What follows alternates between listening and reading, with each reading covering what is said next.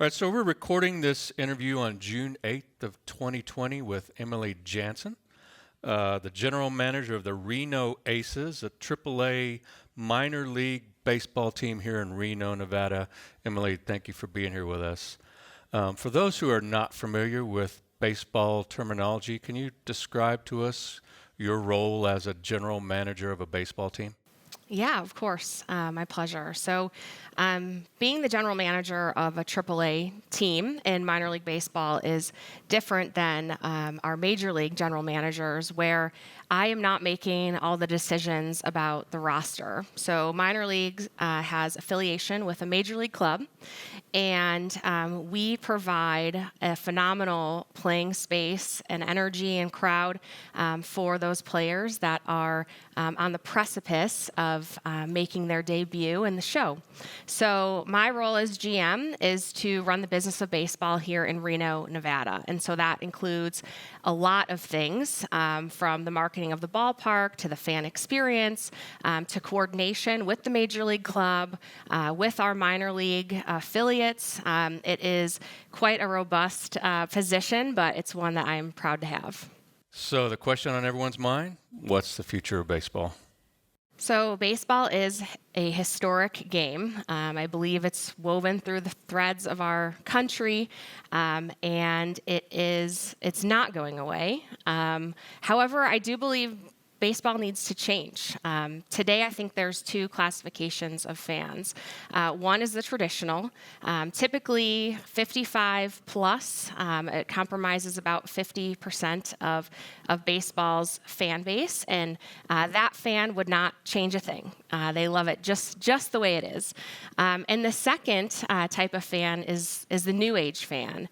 And that fan wants more. They want more out of their experience, and they want more out of their players. For them, it's more than the home run celebration. It's everything around it. And what I mean by that is it's the fan experience. So the venues need to evolve, first of all. There's teams all around the country that are investing beyond measure to make these experiences greater, including food, party areas, fireworks shows. There is a show to be watched on and off the field.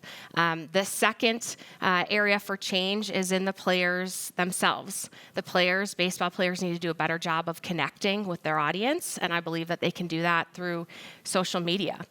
Baseball, believe it or not, is a very humble game where players begin their careers slogging it through the minors until they get to make their debut in the show. And with that creates a certain type of humility. The clubhouse culture is more about the we. It is a team sport rather than the I. However, today's new age fan wants to connect on a greater level. They want to know the players or feel like they know the players personally. And I think we can accomplish those goals through social media.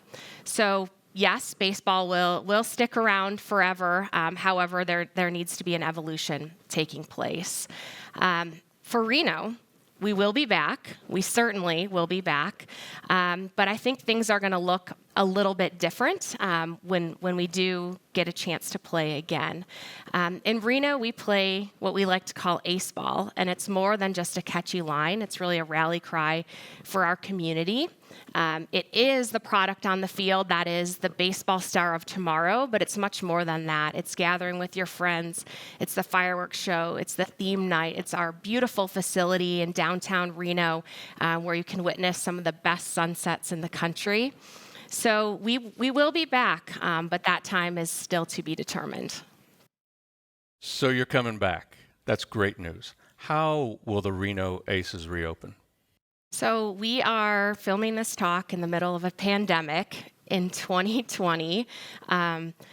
Something I could have never imagined in my wildest dreams, a circumstance that would hit our business of baseball, the sports industry, travel, tourism, as hard as it has. And in baseball, it's more than the players. It's more than the front office. It's so widespread, from our vendors to the planes that carry us from city to city to the way we feed our players. I mean, the impact is dynamic.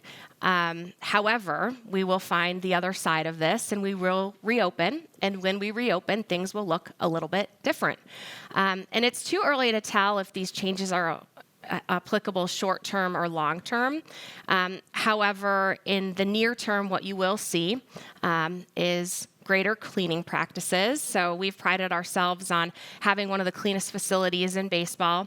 However, we're looking to elevate that even greater. Additionally, get used to being counted. I think that's something that we've seen across all businesses, and it will be no different at the ballpark. Further social distancing, so come with your friends, but keep distance from everybody else. You will see bathroom attendance. You'll see visible cleaning practices during the event. And it's going to look different in the short term. I'm not sure what that means for the long term. However, there are some things that I hope we hang on to as individuals, and that's these new behaviors that we've developed. Hand washing, and most of all, just being mindful of the way that you occupy a public space. And I think that's going to help us in the long term. So, how have you led your team differently during this crisis? Yeah, being a leader is an honor and a privilege, and it's something I don't take lightly at all. However, being a leader in good times is easy. It's easier. It's fun. It's a pleasure. Being a leader during a crisis is very, very difficult. I would go so far as to say that these times have been some of the hardest in my life, and it's easy to pull the covers over your head and not want to get out of bed in the morning, or worse, not check in with your team to see how the people who work for you are doing. But that has to stop. You have to stop. You have to show up, step up, and try to do your best. I've got an analogy that I'd been thinking about regarding leadership during this time, and what it has reminded me of when this whole crisis started is like walking to the bow of the ship during a big storm, and the sea spray just hits you in your face all day long. You go to bed, you wake up, you go to the bow of the ship again. The sea spray hits you in the face all day long.